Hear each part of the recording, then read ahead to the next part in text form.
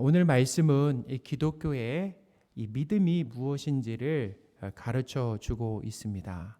믿음이란 무엇인가라고 하는 것. 우선 이 믿음의 대상은 하나님이신 예수님입니다. 그러니까 믿음에는 대상이 있다라는 거예요. 그 대상이 하나님이신 예수님이시다라는 거예요. 그리고 믿음을 가짐으로 나타나는 중요한 특징이 있는데 그것은 내 욕심과 뜻을 부인하고 하나님께 순종하는 겁니다. 그게 믿음이 있는 사람의 중요한 특징이다라는 거예요. 예수님은 우리를 순종의 자리로 이끄십니다. 그러니까 예수님이 우리를 구원하셨다라고 하는 것은 바로 우리를 불순종의 자리에서 순종의 자리로 이끄시는 거죠. 그게 바로 구원받은 자의 중요한 특징이다라는 거예요. 예수님은 나를 믿는 자는 나를 믿는 것이 아니요 나를 보내신 하나님을 믿는 것이다 라고 말씀하셨습니다. 44절입니다. 예수께서 외쳐 이르시되 나를 믿는 자는 나를 믿는 것이 아니요 나를 보내신 이를 믿는 것이며. 아멘. 예수님은 또한 나를 보는 자는 나를 보내신 하나님을 보는 것이다 라고 이렇게 말씀하시면서 하나님과 예수님이 하나이심을 밝히셨습니다. 자, 예수님과 하나님이 하나다라는 것을 밝히셨다라는 거예요. 45절입니다. 나를 보는 자는 나를 보내신 이를 보는 것이니라. 아멘. 제자들 가운데 이 빌립이 예수님께 어느 날 하나님 아버지를 보여달라라고 요청했을 때 예수님은 나를 본 자는 아버지를 본 것이다 라고 말씀을 하셨습니다. 요한복음 14장 8절 9절입니다. 빌립이 이르되 주여 아버지를 우리에게 보여주옵소서. 그리하면 족하겠나이다. 예수께서 이르시되 빌립아 내가 이렇게 오래 너희와 함께 있으되 내가 나를 알지 못하느냐. 나를 본 자는 아버지를 보았거늘 어찌하여 아버지를 보이라 하느냐. 아멘. 예수님은 누구신가? 예수님은 보이지 않는 하나님의 형상이다라는 거예요. 그래서 우리는 예수님을 통해서 하나님을 볼 수 있고 하나님이 누구신가라고 하는 것을 알 수 있다라는 겁니다. 골로새서 1장 15절입니다. 그는 보이지 아니하는 하나님의 형상이시오. 아멘. 그러니 우리는 예수님을 통해 보이지 않는 하나님이 어떤 분인지 알 수가 있다라는 겁니다. 참 중요해요. 그러니까 하나님이 예수님을 이 땅에 보내주신 이유는 뭐냐면 우리를 구원하기 위한 목적도 있지만 하나님이 누구신가라고 하는 것을 보이지 않는 하나님이 누구신가라고 하는 것을 보이는 하나님 예수님을 통해서 가르쳐 주시기 위함이다라는 거예요. 사도 요한은 하나님이신 예수님을 눈으로 보고 손으로 만졌다라고 했습니다. 요한일서 1장 1, 2절입니다. 태초부터 있는 생명의 말씀에 관하여는 우리가 들은 바요 눈으로 본 바요 자세히 보고 우리 손으로 만진 바라 이 생명이 나타내신 바 된지라. 이 영원한 생명을 우리가 보았고 증언하여 너희에게 전하노니 이는 아버지와 함께 계시다가 우리에게 나타내신 바 된 이시니라. 아멘. 그렇다면 예수님의 이 삶을 통해서 삶을 통해 여러분은 어떤 하나님을 보셨습니까? 우리 성경에서 오늘 그렇잖아요. 예수님은 보이지 않는 하나님의 형상이라고 말씀했어요. 그리고 예수님을 통해서 하나님이 어떤 분이신가라고 하는 것을 가르쳐 준다고 했습니다. 그렇다라고 하면 우리가 그동안 신앙생활을 했잖아요. 그러면서 예수님을 통해서 하나님이 어떤 분이신가라고 하는 것을 아마 저마다 알게 되셨을 거예요. 자, 그렇다면 예수님의 삶을 통해 여러분은 어떤 하나님을 보셨습니까? 예수님은 우리가 잘 아는 것처럼 나면서부터 보잘것없고 초라한 모습으로 세상에 오셨습니다. 가축의 먹이를 담는 이 그릇인 어디에 오셨습니까? 구유에 누이셨다. 구유에 오셨다라는 거예요. 예수님은 가난했습니다. 예수님의 외모는 볼품이 없었다라고 기록하고 있어요. 예수님은 배반당하시고 고난당하시며 결국에는 세상에 맞아 죽으셨다라는 거죠. 이렇게 초라하고 또 힘없어 보이고 세상에 맞아 죽는 예수님을 통해 어떤 하나님을 볼 수 있습니까?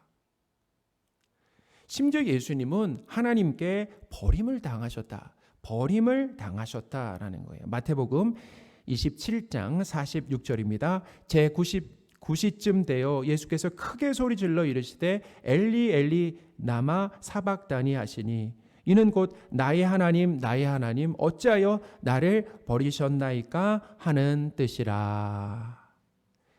자기 아들을 버리시는 하나님을 통해 어떤 하나님을 보십니까? 자기 아들도 자기 목적을 위해 잔인하게 죽이는 이기적인 하나님이요? 아닙니다. 여기에 핵심이 있다라는 거예요. 어떤 핵심이냐면 예수님은 하나님 아버지께 철저하게 버려지기 위해 이 땅에 오신 분이다라는 거예요. 버려지기 위해서 이 땅에 오셨다.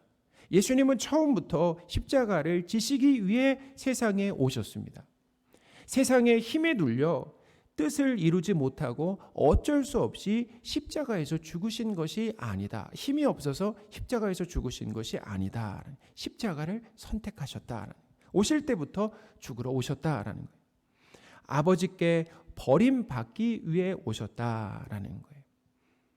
그러나 예수님의 그 버려짐은 바로 우리의 것이었습니다. 예수님의 버려짐은 누구의 것이었다고요? 바로 우리의 것이었다라는 거예요. 우리를 대신해서 하나님께 버림받고 죽으신 겁니다. 갈라디아서 3장 13절입니다. 그리스도께서 우리를 위하여 저주를 받은 바 되사 율법의 저주에서 우리를 속량하셨으니 기록된 바 나무에 달린 자마다 저주 아래 있는 자라 하였음이라. 아멘. 우리의 죄로 인해 우리가 하나님께 버림을 받아야 하는데 예수님께서 우리의 저주를 몽땅 짊어지고 하나님께 버림을 받았다라는 거예요. 거기서 우리는 하나님을 볼 수가 있습니다. 어떤 하나님을 볼 수 있습니까? 하나님은 철저하게 버림받아 마땅한 티끌 같은, 우리는 흙이잖아요. 티끌 같은 죄인들을 위해 자기의 사랑하는 아들을 이 땅에 보내셔서 십자가에 내버릴 만큼, 생명을 내어주실 만큼 자기 백성들을 사랑하신 겁니다. 요한일서 4장 9절 10절입니다. 하나님의 사랑이 우리에게 이렇게 나타난 바 되었으니 하나님이 자기의 독생자를 세상에 보내심은 그로 말미암아 우리를 살리려 하심이라. 사랑은 여기 있으니 우리가 하나님을 사랑한 것이 아니요 하나님이 우리를 사랑하사 우리 죄를 속하기 위하여 화목 제물로 그 아들을 보내셨음이라. 아멘. 하나님께서 사랑하시는 성도 여러분, 예수님에게서 볼 수 있는 하나님의 모습은 죄인인 자기 백성을 사랑하시고 오래 참으시고 용서하시며 생명을 내어주시기까지 한없이 은혜를 베푸신 하나님이다라는 거죠. 신앙생활은 예수님을 통해 하나님의 큰 사랑과 은혜를 알아가는 겁니다. 그게 신앙생활이라는 거예요. 저도 돌아보니까 저도 목회자잖아요. 목회자가 되기 전에 처음 신앙생활을 시작했을 때 그리고 지금 와서 돌아보면 달라지는 것이 무엇인가? 달라지는 것은 바로 하나님과 예수님의 그 사랑과 은혜, 그 깊이가 점점점 깊어지고 넓어진다라는 거예요. 뿐만 아닙니다. 내가 얼마나 죄인인가라고 하는 거예요. 하나님의 자녀가 될 수 없는 죄인인가라고 하는 것. 내가 얼마나 불순종하는가. 목사인 지금도 여전히 얼마나 불순종하면서 살아가고 있는가라고 하는 것을 통해서 내가 하나님께 구원받을 만한 자격과 조건이 전혀 없었다라는 하나님의 사랑과 은혜가 아니면 이 자리에 있을 수가 없는 것이죠.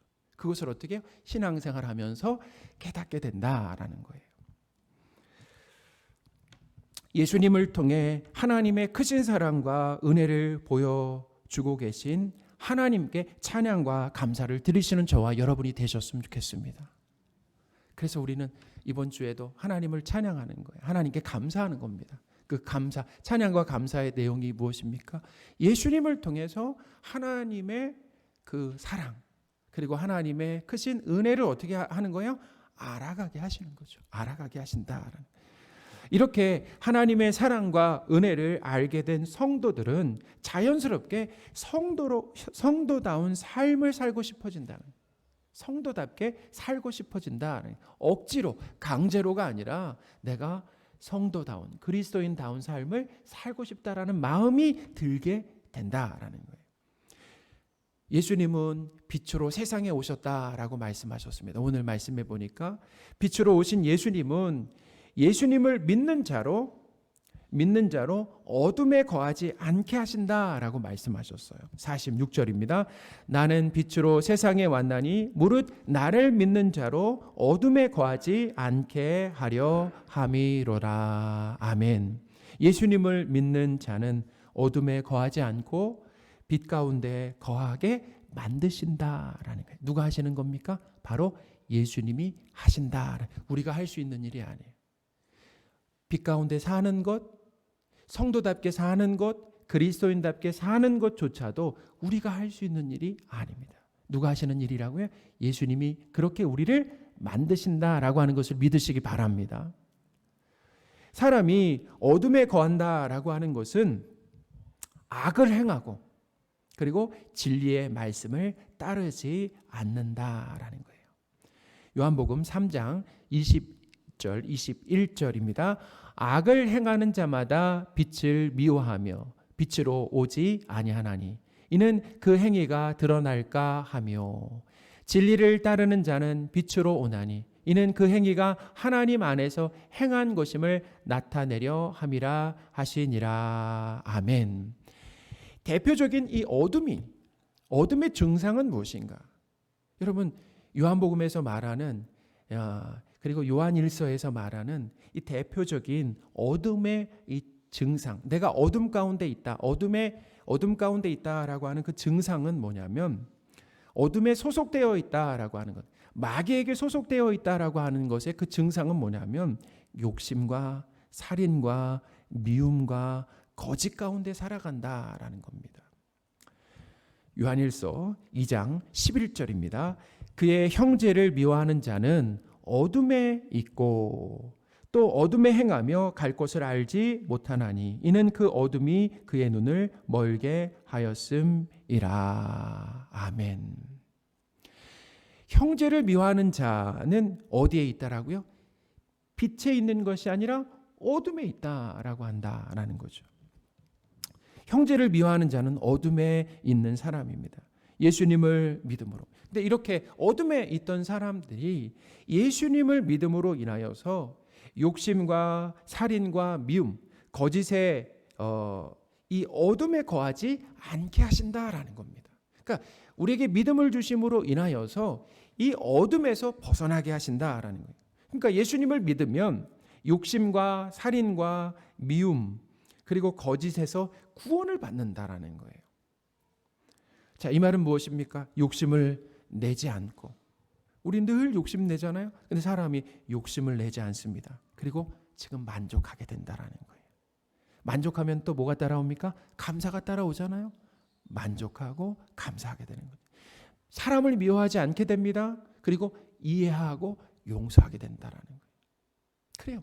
나도 그런데 뭐 이렇게 말하게 되게 된다는 거예요. 어떻게 그럴 수 있을까? 사람이 그게 아니라 나도 그런데 어떻게 보면 내가 더 심한데 라고 생각하면서 내가 하나님께 그런 죄인인 내가 용서받은 것처럼 나에게 그런 잘못을 한 사람들을 어떻게 해요? 이해하고 용서하는 자리로 가게 된다. 입만 열면 거짓말을 하고 살았는데 이제는 진실하게 살게 된다는. 이렇게 살아보세요. 어떤 일이 일어나는가? 자, 욕심내지 않습니다. 미워하지 않습니다. 진실되게 살면 그 삶에 뭐가 있냐면 거기에 기쁨이 있다라는 겁니다. 행복하다는, 기쁨과 행복을 경험할, 거기가 천국이죠. 그러니까 천국이라고 하는 것은 죽어서만 경험하는 것이 아니라 이 땅에서도 우리가 하나님의 자녀로 살게 되면 예수님이 우리를 어느 자리로 인도하신다고? 어둠의 자리에서 이 빛의 자리에 거하게 하심으로 인하여서 우리가 이 땅에서도 천국을 경험하게 하신다. 우리 안에 기쁨과 그리고 행복이 넘쳐나게 하신다라는 겁니다. 성도 여러분, 사람이 욕심과 미움과 거짓에 벗어나서 자유하게 되는 것이 예수님을 믿음으로 나타나는 중요한 특징이다라고 하는 것을 기억하시기를 바랍니다. 욕심을 내려놓고 양보하고 나누면서 미워하지 않고 용서하고 진실되게 살아가면 하나님을 기쁘시게 하는 삶을 살게 된다는 거예요. 예수님 믿기 전에는 누구의 기쁨을 위해서 살았습니까? 오로지 나만을 위해서, 내 기쁨을 위해서 살았다라고 한다면은 예수님을 믿고 난 다음에는 이제는 예수님의 기쁨, 하나님의 기쁨을 위해 살고 싶고 그렇게 살아가는 성도가 된다라는 겁니다. 이것을 다르게 말하면 빛의 자녀로 산다라고 말할 수 있어요. 에베소서 5장 8절에서 9절입니다. 너희가 전에는 어둠이더니 이제는 주 안에서 빛이라. 빛의 자녀들처럼 행하라. 빛의 열매는 모든 착함과 의로움과 진실함에 있느니라. 주를 기쁘시게 할 것이 무엇인가 시험하여 보라. 아멘.